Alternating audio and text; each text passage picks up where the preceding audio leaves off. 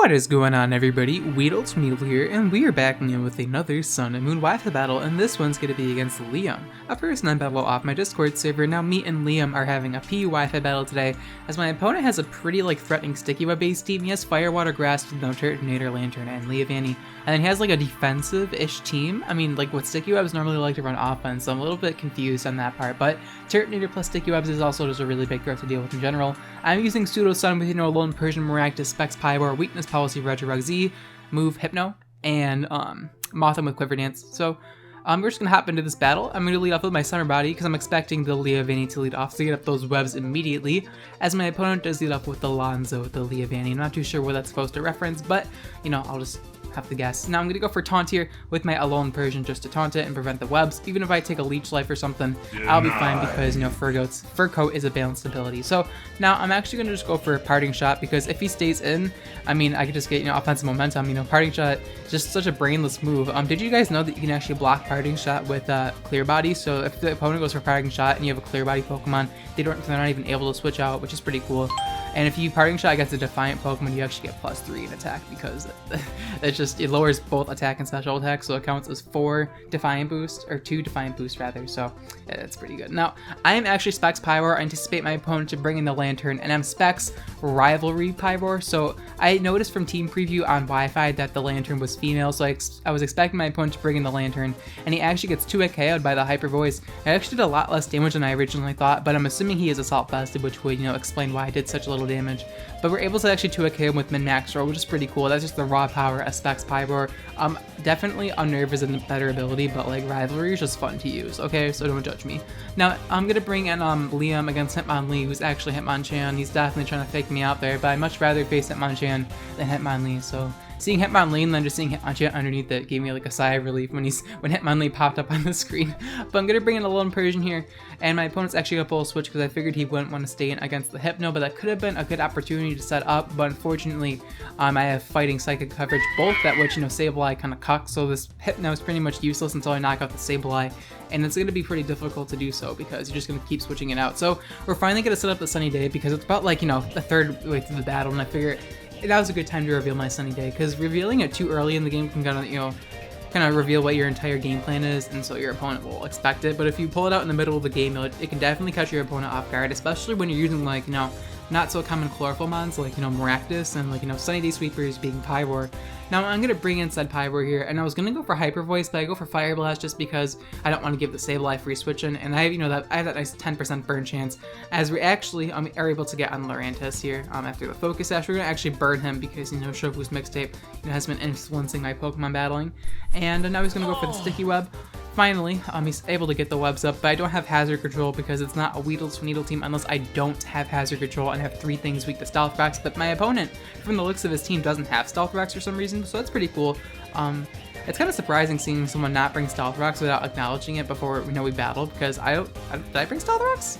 I don't even think I did bring Stealth Rocks, to be honest with you, so that's pretty funny. My Regirock does not carry Stealth Rocks, it's actually Rock Polish to attack. But this Turtonator is a threat because I don't really have a switch into it, and Sticky Web is up and he just got a free Shell Smash, so this is pretty bad for me, and I want to see if he's Z-Move or not.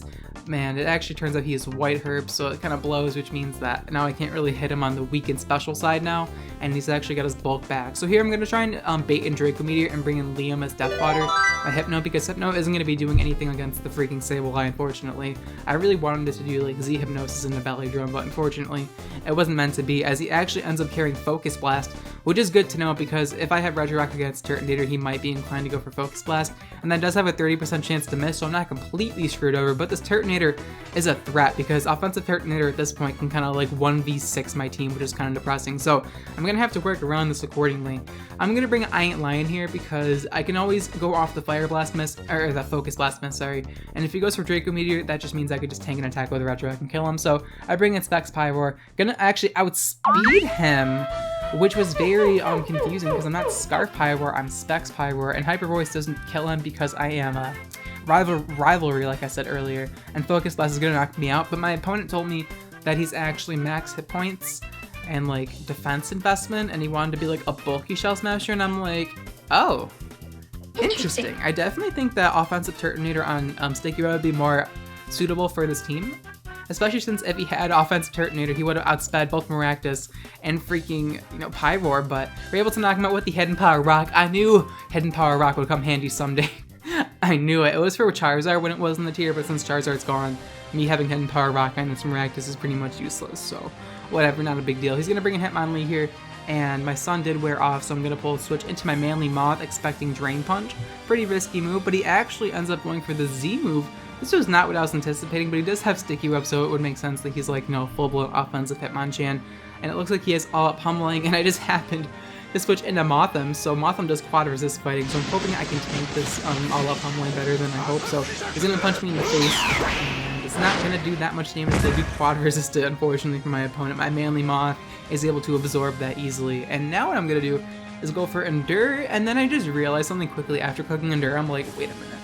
Hitmonchan normally carries Mach Punch, but then I thought if he's running out on Sticky Web, maybe he doesn't have Mach Punch, and so I'm like, there's a chance that, Mothim could do something, so we're going to Endure, get our weakness policy, there it is, not a WeedleTwineedle battle unless half your team's weak to Stealth Rock, so you have no hazard control, and you have to have weakness policy on at least one of your mons, and if you don't have weakness policy, you have to have some other really bad moveset on your team.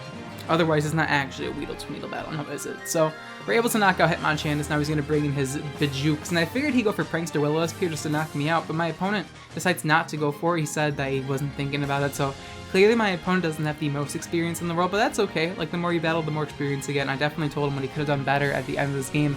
As now he's going to bring in a Silvally, and he actually ends up, he outspeeds me because, Mothim is pretty slow. I'm not trying to, trash talk my opponent or anything. He was definitely just didn't understand what he was capable of, and he kind of threw away his Sableye for nothing when, Silvally just outsped me, so it was a little bit questionable, but it's not that big of a deal. We currently have Regirock out here, and he's actually going to go for Toxic here under Regirock, so I saw on the bottom screen that the Silvally is ground type, because it's kind of hard to tell from looking at it. I figured it'd be like ground or rock type from the appearance, but you can't really be sure, but thankfully Game Freak added that, you can look on the bottom screen, see what you're typing your opponent is, and see if your attacks are super effective against them or not, which is really useful with Hidden Power, honestly. It definitely solved the, what Hidden Power am I problem, because it just allows you to see it. Though if they actually color-coded it with the actual type, that'd be a lot better, but I think, showing it if it's super effective, not another way to do it.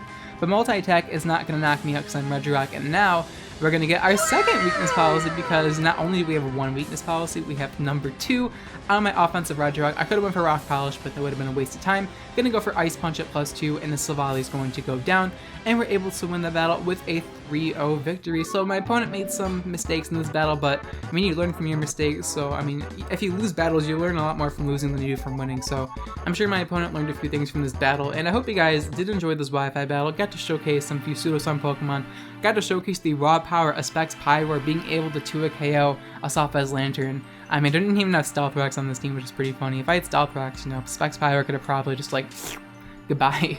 But yeah, I hope you guys did enjoy this Wi-Fi battle. If you guys did enjoy the Wi-Fi battle and really want to support my channel, please be sure to leave a like on the video, as it's the greatest way to show your support towards my channel, and it helps out the channel a lot more than you think it does, and it's just much appreciated. Anyways, the question of the day is going to involve some Ultra Sun and Ultra Moon minor spoilers that show some egg moves that were added to certain Pokemon's move pools and move tutors, so if you don't want to be spoiled by that, you can definitely click off the video, but I won't be revealing any in-game spoilers, because I don't even know about in-game spoilers. I've been avoiding those, but the competitive spoilers with move tutors, I'm definitely not going to avoid, because I could think of some spicy movesets ahead of time before the game comes out. But yeah, the question of the day is going to be, which Pokemon in Ultra Sun and Ultra Moon are you looking forward to using the most in competitive? Let me know in the comments down below if there's a certain Pokemon that got access to a new move you're looking forward to using. And that's pretty much it. Now, there's a few Pokemon that got access to new moves that I just cannot wait to use. One of them is actually the fire starter Litten. It actually has access to Power Trip, I believe through breeding, so you can actually get Power Trip Incineroar with Intimidate once that ability gets released with weakness policy. Like, you guys know my Crocodile set that I use in UU? I'm pretty sure Incineroar is just a better version of that. It's not as fast, so maybe it's not as good, but in lower tiers, it could be pretty darn fun to use. And another Pokemon I'm looking forward to using as well is Lurantis, because it now has access to Superpower for move tutors, which is very cool. You can run Contrary Superpower or Contrary Leaf Storm. I'm sure that's going to be a very popular set in the future. But yeah, let me know in the comments down below which new toys you're looking forward to using in Ultra Sun and Ultra Moon. But of course, thank you guys so much for watching till the end of the video. I'll check you guys next time. Bye.